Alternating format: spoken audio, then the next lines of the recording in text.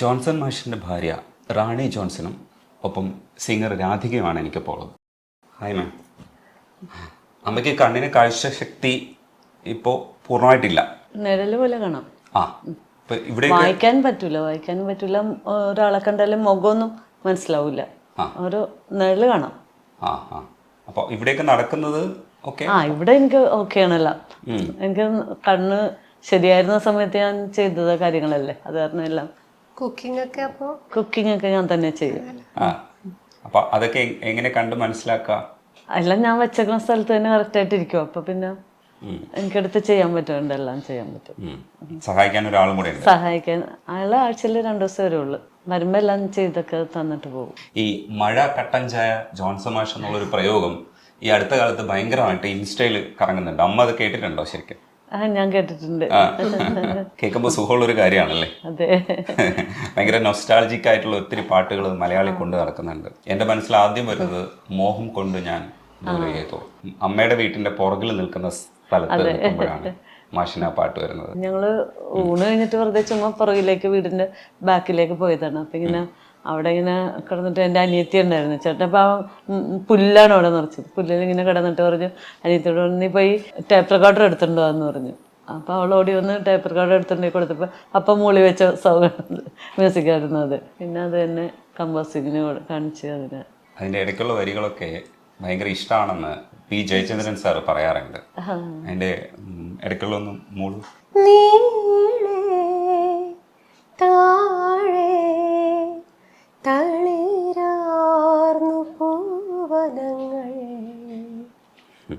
ഈ നീളെ താഴെ കേൾക്കാൻ വേണ്ടിയിട്ട് നമ്മൾ കാത്തു നിൽക്കും. ഈ പാട്ടിറങ്ങിയ അതേ വർഷമാണ് ഷാൻ ജനിക്കുന്നതെന്ന് പറഞ്ഞു കേട്ടിട്ടുള്ളത്. ശരിക്കും ആ വർഷമാണോ ഷാൻ ജനിക്കുന്നത്? 83-ലാണ് മുകളിൽ. ആണല്ലേ. പാട്ട് വന്നത് ആ വർഷം തന്നെയാണ്. ഏറ്റവും ഇഷ്ടപ്പെട്ട പാട്ടുകൾ എനിക്ക് തോന്നുന്നു ബാലചന്ദ്രമേനോന്റെ പടം. അതെ അതെ അതെ. അമ്മയ്ക്ക് ഏറ്റവും ഇഷ്ടമുള്ളതായിട്ട് പറഞ്ഞു കേട്ടിട്ടുള്ള സ്വർണ്ണമുഖിലയാണ്. സ്വർണ്ണമുഖിലെ ഇഷ്ടം, രാജഹംസമേ ഇഷ്ടം. രാജഹംസമൊക്കെ ഇഷ്ടമാണ്. സ്വർണ്ണമുഖിലെ ജാനകിയമ്മ പാടിയത് ഭയങ്കര രസമായിട്ട് പാടിയിട്ടുണ്ടെന്ന് എല്ലാവരും പ്രകീർത്തിക്കുന്ന ഒരു പാട്ടാണ്. ചിത്ര ചേച്ചി ആഗ്രഹിച്ചിട്ടുണ്ട് ആ ഒരു പാട്ട് കിട്ടിയിരുന്നെങ്കിൽ എന്ന് ആഗ്രഹിച്ചിട്ടുള്ള ഒരു പാട്ടാണ് സ്വർണ്ണമുഖിലെ. അത് ഭയങ്കര രസമുള്ള പാട്ടാണ്. അതും കൂടെ ഒന്ന് ജസ്റ്റ് ഒന്ന് ശ്രമിച്ചു നോക്ക്. സ്വർണ്ണമുഖിലേ സ്വർണ്ണമുഖിലേ സ്വപ്നം കാണാറുണ്ടോ നീയും സ്വപ്നം കാണാറുണ്ടോ. അതേപോലെ തന്നെ ഗോപിക്ക് നിൻവിരൽ, ആ പാട്ട് ഇഷ്ടമാണോ? അത് ഭയങ്കര രസമുള്ള വരികളാണല്ലേ. ദേവരാജ മാസ്റ്ററുടെ കൂടെ കൂടുന്നതിന് മുമ്പ് വോയിസ് ഓഫ് തൃശ്ശൂരിൽ ഉണ്ടായിരുന്നു ഒരു ഭയങ്കര എങ്ങായിട്ടുള്ളൊരു കാലം ഉണ്ടായിരുന്നു. ആ കാലത്തെ കുറിച്ചൊക്കെയുള്ള കഥകൾ പറയുമായിരുന്നോ? ദേവരാജ മാസ്റ്ററെ കുറിച്ച് പറയുമ്പോൾ 100 നാക്കായിരിക്കും. മാഷിന്റെ പ്രോഗ്രാമിന് ചേട്ടൻ വായിക്കാനും ഇതിനൊക്കെ പോണ സമയത്താണ് മാഷ് കണ്ടപ്പോ ഇങ്ങനെ ചേട്ടന് വീട്ടിൽ വന്ന് ചോദിച്ചിട്ട്, അപ്പന്റെ അമ്മയുടെ അടുത്ത് വന്ന് ചോദിച്ചിട്ട് അവരോട് പറഞ്ഞിട്ടാണ് ചേട്ടന് ചെന്നൈയിലേക്ക് കൊണ്ടുപോകുന്നത്. മാഷിന്റെ വീട്ടിൽ തന്നെ താമസിക്കായിരുന്നു. ആദ്യഘട്ടത്തിൽ അവിടെ പോയിട്ട് തിരികെ മടങ്ങി വരെയും അതൊരു ഇൻസ്ട്രുമെന്റ് മേടിക്കാനായിട്ട് വേണ്ടി പോയത്. അതെ. റഹ്മാന്റെ അച്ഛന്റെ അടുത്താണ് പോയത്. എന്നിട്ട് തിരികെ പോയില്ല എന്നും പിന്നീട് മാഷ് വീണ്ടും വിളിച്ചിട്ട് കൊണ്ടുപോയി എന്ന് പറയുന്നുണ്ട്. ആ കാലഘട്ടത്തിൽ ദേവരാജ മാസ്റ്ററുടെ പുറകെ ആൾക്കാർ നടക്കുന്ന സമയത്താണ് ജോൺസൺ മാഷിനെ പിടിച്ചു കൊണ്ടുപോകുന്നത്. ഒരു ചേട്ടനങ്ങനെ അപ്പം അമ്മനെ വിട്ട് മാറി നിൽക്കൂലായിരുന്നു. അതുകൊണ്ടുള്ള ഒരു ബുദ്ധിമുട്ടായിരുന്നു. ആദ്യമൊക്കെ ഒട്ടും ഇഷ്ടമുണ്ടായിരുന്നില്ല പോകാനായിട്ട്, അമ്മ ഇവിടെയുള്ളതെന്നും പറഞ്ഞിട്ട്. ഈ വോയിസ് ഓഫ് തൃശ്ശൂരിന്റെ കാര്യം പറയുമ്പോൾ അവിടെ പിന്നീട് ചെന്ന് ജോയിൻ ചെയ്തതാണ് ഔസേപ്പച്ചൻ സാർ. ഇവർ രണ്ടുപേരും ഒരുമിച്ചുണ്ടായിരുന്നു. ആദ്യം ചെന്ന് താമസിക്കുന്നത് ഔസേപ്പച്ചനും ചേട്ടനും കൂടി ഒരുമിച്ചാണ് താമസിച്ചിരുന്നത്. ഓർക്കണുണ്ടെന്ന് പറഞ്ഞൂടെ, ദേവരാജ മാസ്റ്ററുടെ ടീമിൽ പ്രവർത്തിക്കുന്ന സമയത്ത് ഒരു ദിവസം ഫ്ലൂട്ടിസ്റ്റ് വന്നില്ല. അന്ന് ഈ ഓടക്കുഴൽ വായിച്ചൊരു അനുഭവം ഔസേപ്പച്ചൻ സാർ പറയുന്നുണ്ടായിരുന്നു. പെട്ടെന്നായിരുന്നു അത്. ദേവരാജ മാസ്റ്റർ പോലും ഞെട്ടിക്കുന്ന രീതിയിലാണ് ചെയ്തതെന്ന് പറഞ്ഞിട്ടുണ്ട്. അപ്പൊ ഇവിടെ എങ്ങനെ വീട്ടില് ഇൻസ്ട്രുമെന്റ്സ് ഒക്കെ വായിക്കുന്ന സ്വഭാവം ഉണ്ടോ? അത് ഗിത്താർ മാത്രമേ എടുക്കോളോ? ഇല്ല, അങ്ങനെയില്ല. ആദ്യമൊക്കെ വയലിനൊക്കെ വായിക്കുമായിരുന്നു. പിന്നെ ഗിറ്റാറും എല്ലാം വായിക്കുമായിരുന്നു. വീട്ടിലുള്ള ഇൻസ്ട്രുമെന്റ്സ് ഒക്കെ വായിക്കുമായിരുന്നു. അമ്മ ഇതൊക്കെ എങ്ങനെയായിരുന്നു ആസ്വദിച്ചിരുന്നേ?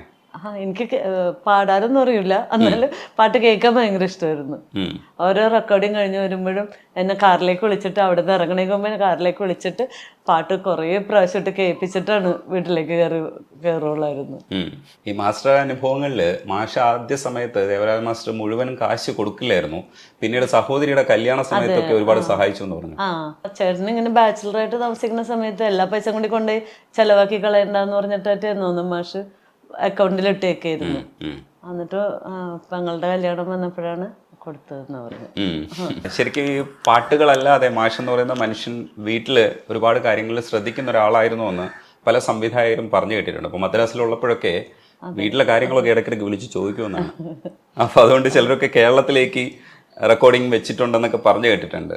അങ്ങനെയാണോ? വീട്ടുകാര്യങ്ങളൊക്കെ ശ്രദ്ധിക്കുന്ന ഒരാളായിരുന്നു? നാട്ടിലായിരുന്നല്ലോ, അപ്പൊ പിന്നെ അവിടെ ചെന്ന് കഴിഞ്ഞപ്പോ പരിചയക്കേട് കൊണ്ട് അങ്ങനെ ആദ്യം മുതലേ ചേട്ടൻ തന്നെ എല്ലാ കാര്യവും ശ്രദ്ധിച്ച് പിന്നെ അത് ശീലമായി.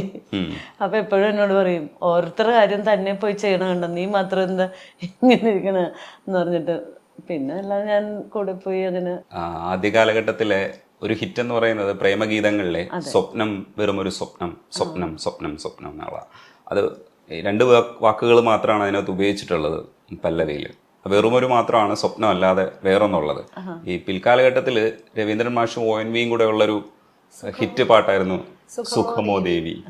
അതില് 2 ഇതേ ഉള്ളൂ, സുഖമോ ദേവി എന്ന് ചോദിക്കുന്ന ഒറ്റ വാക്കുമായിട്ട് വേണമെങ്കിലും അതും പരിഗണിക്കാം, ഇതും വേണമെങ്കിൽ അങ്ങനെ ഒറ്റ വാക്കായിട്ട് സ്വപ്നം വെറും ഒരു സ്വപ്നം അത്രേ പറഞ്ഞിട്ടുള്ളൂ. ആ സമയത്തൊക്കെ ആ പാട്ട് കേട്ടിട്ടുണ്ടോ? ജോൺസൺ മാഷിനെ ആ സമയത്ത് അറിയില്ലല്ലോ. എനിക്കറിയില്ല. അത് കല്യാണം ആലോചന നടന്ന സമയത്ത് പെണ്ണ് കാണാനായിട്ട് വന്നല്ലോ, അപ്പൊ അവര് 8-9 പേരുണ്ടായിരുന്നു. എല്ലാരും കൂടി, അപ്പൻ, അമ്മ, അർജുന മാസ്റ്റർ, പിന്നെ JM രാജേട്ടൻ, പിന്നെ ചേട്ടൻ്റെ ഒരു ഫ്രണ്ട്, അങ്ങനെ 8-9 പേരുണ്ടായിരുന്നു. അപ്പൊ അവരുടെയൊക്കെ നടുവിലിരുന്നിട്ട് ചേട്ടൻ എന്നോട് ചോദിച്ചു, മ്യൂസിക് ഡയറക്ടർ ജോൺസൺ കേട്ടിട്ടുണ്ടോ? ഞാൻ പറഞ്ഞു ഞാൻ കേട്ടിട്ടില്ല.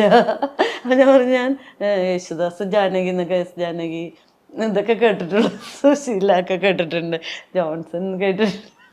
ചേട്ടനപ്പോ പ്രേമഗീതങ്ങളുടെ 50th ഡേ 100th ഡേ അതുകൊണ്ട് ആ സെലിബ്രേഷൻ ഒക്കെ കഴിഞ്ഞ് വന്നതായിരുന്നു. അത് എന്നിട്ട് അവസാനം വരെ പറയുമായിരുന്നു, അത്രയും പേരുടെ മുമ്പിൽ വെച്ച് അവളെ എന്നെ നാണം കെടുത്തി. പിന്നീട് എപ്പോഴാണ് ശരിക്കും പാട്ട് ശ്രദ്ധിച്ചു തുടങ്ങിയത്? കല്യാണം കഴിഞ്ഞപ്പോ തന്നെ ഉള്ളൂ. പാട്ട് കേൾക്കാൻ എനിക്ക് ഇഷ്ടമായിരുന്നു പണ്ട്. അപ്പോഴും ഞങ്ങള് റേഡിയോയില് പാട്ട് വെച്ച് ഇങ്ങനെ എപ്പോഴും കേൾക്കുമായിരുന്നു പാട്ടുകൾ. അമ്മ പറഞ്ഞ രാജഹംസം, രാജഹംസമേ മഴവിൽ കൂടിലിൽ സ്നേഹദൂതുമായി വരുമോ,